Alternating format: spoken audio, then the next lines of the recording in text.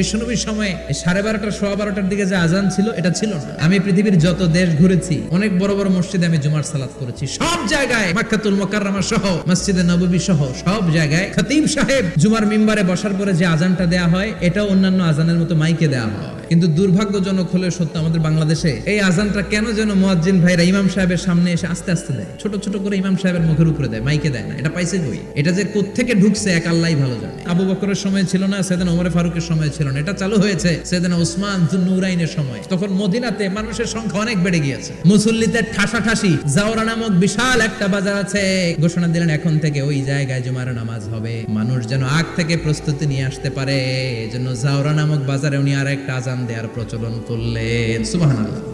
সেখান থেকে আজ অবধি আমরা এই অতিরিক্ত আজানটা দিয়ে থাকি। এটা নবীর সুন্নাত না, এটা সাহাবীর সুন্নাত। বিশ্ব নবীর সুন্নাহ মেনে নেওয়া যেমনি আবশ্যক, 4 খলিফার থেকে পাওয়া সুন্নাতগুলো মেনে নেওয়া আবশ্যক।